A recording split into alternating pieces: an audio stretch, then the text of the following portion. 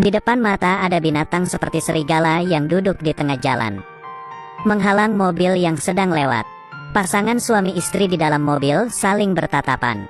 Sang pria tidak berhentinya membunyikan klakson untuk mengusirnya, tapi dia sama sekali tidak bergerak dan hanya melihat mereka. Mereka akhirnya turun dari mobil dan mendekatinya. Si wanita mengajaknya bicara. Saat itu dia tiba-tiba berlari ke samping mobil dan lompat masuk ke dalam mobil. Suami istri bingung melihatnya. Dasar tidak tahu malu. Kemudian mereka berdua pun membawanya ke Port Dampier, Australia. Ini adalah kisah nyata orang-orang dari seluruh dunia di tahun 1970-an. Dampier membanjiri sumber daya biji besi. Setelah Red Dog sampai di sini, dia sangat mudah berbaur dengan yang lainnya. Penambang yang telah meninggalkan rumah mereka akan bercerita ke Red Dog tentang kerinduan mereka. Dia akan bermain dengan orang yang sedang bosan. Red Dog bisa membawakan kehangatan untuk orang-orang yang kesepian. Semua orang bisa mendekatinya, tapi dia bukan milik semua orang. Dia adalah anggota dari keluarga ini. Red Dog suka naik mobil sambil menikmati sejuknya angin dan pergi tanpa tujuan. Mobil, truk bahkan kereta api dia menaikinya. Hari ini di kota kedatangan supir baru yang bernama John. John tidak tahu tentang peraturan kota itu. Dengan satu kata menyuruh Red Dog turun dari bus. Red Dog tiap kali akan menunggu di tepi jalan dan menatap John. Dia ingin naik busnya John, tapi sudah berkali-kali John tidak memperbolehkannya. Suatu hari setelah pulang kerja, John datang ke bar, melihat sekelompok orang sedang mengelilingi Red Dog. Red Dog sedang memakan makanan dari kaleng, dan orang di sekelilingnya sedang taruhan berapa lama dia menghabiskan makanan. Meski semua orang menyukai Red Dog, tapi mereka tidak tahu kalau hal ini adalah suatu penyiksaan. Kemudian ada orang yang mengeluarkan seekor ayam hidup dan menyuruh Red Dog makan mentah-mentah. Saat itu John pun berteriak dan berantem dengan si botak. Di saat mereka terus berkelahi, saat itu Red Dog terus menggonggongi si pria botak. Red Dog yang biasanya selalu tenang dan tiba-tiba mengeluarkan amarahnya. Si pria botak pun mundur perlahan-lahan. Hal yang mengejutkan ini, Red Dog yang bukan milik siapa-siapa mengikuti John keluar dari bar, dan akhirnya mendapatkan persetujuan dari John boleh naik ke bus.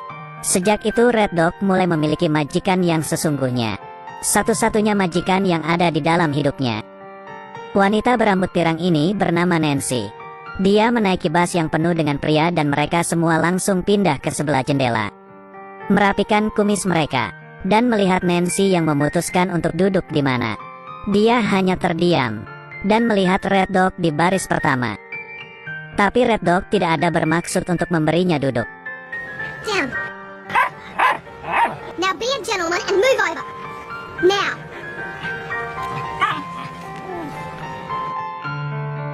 John kembali ke bus dan melihat Nancy duduk di sebelah Red Dog. Dia pun menyapa Nancy dengan sopan. Ini pertemuan pertama mereka.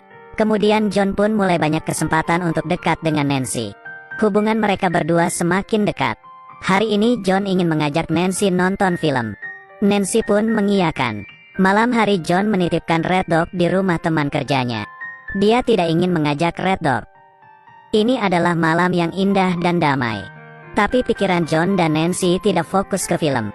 Saat itu muncul bayangan gelap. Red Dog di waktu yang tepat muncul di depan mereka.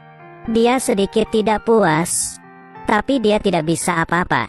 Saat itu hubungan mereka berdua seperti matahari yang panas di gurun ini. Keduanya hidup bahagia bersama dengan anjingnya. Di suatu malam John mengundang semua rekan kerjanya, mengadakan suatu pesta. Tiba-tiba dia mematikan suara dan naik ke atas atap mobil, dan mengumumkan ke semua orang. Selama 10 tahun dia selalu mengembara.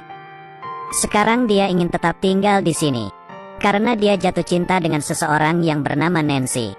John pun berlutut dan melamar Nancy. Lalu Nancy pun mengiyakan. Keduanya berpelukan erat. Setelah pesta selesai, John naik motor bersiap untuk ke rumah Nancy. Sepertinya semua sedang berkembang ke arah yang benar. Keesokannya John berpisah dengan Nancy dan mengendarai motor pulang ke rumah. Matahari saat itu tidak terlalu panas dan terang. Angin yang sepoi-sepoi menerpa badannya. Semuanya begitu indah. Motor berjalan di bawah sinar matahari. perlahan-lahan menjauh dan hilang di ujung jalan. John tidak datang kerja. Rekan kerja menelepon Nancy. Nancy berkata John dari pagi sudah pulang ke rumah. Kemudian rekan kerjanya pun pergi mencari John. Di tengah jalan mereka melihat bangkai kanguru yang mati. Kemudian menyadari ada jejak kecelakaan. Di saat rekan kerja menemukan John, dia sudah meninggal dunia. Red Dog yang tidak tahu majikannya sudah tiada, terus menunggu di depan pintu, menunggu majikannya pulang. Semua orang sedih. Dan setelah pemakaman baru teringat dengan Red Dog. Rekan kerja sudah berkali-kali pikir untuk membawa pergi Red Dog. Tapi dia hanya mendengari majikannya. Dia di sana sudah menunggu selama 4 minggu. Dan terus menatap ke jalan. Kemudian bayang yang dikenal muncul. Suatu hari Red Dog memutuskan. Karena majikan tidak pulang, maka dia akan pergi mencarinya. Meski harus mengelilingi dunia, Red Dog datang ke tempat transportasi dan melihat semua muka orang. Seperti menanyai mereka, "Kalian lihat majikanku gak?" Semua orang menggeleng kepala dengan kecewa. Kemudian Red Dog mulai mencari perjalanan John. Dia melewati pabrik garam, toko, dan bar. Dia terus berjalan dan selalu berharap, mencari dari gelap hingga terang. Dari alam liar hingga ke gurun Gobi. Sudah meninggalkan jejaknya di hampir semua bagian barat Australia. Dan dia menaiki kapal kargo.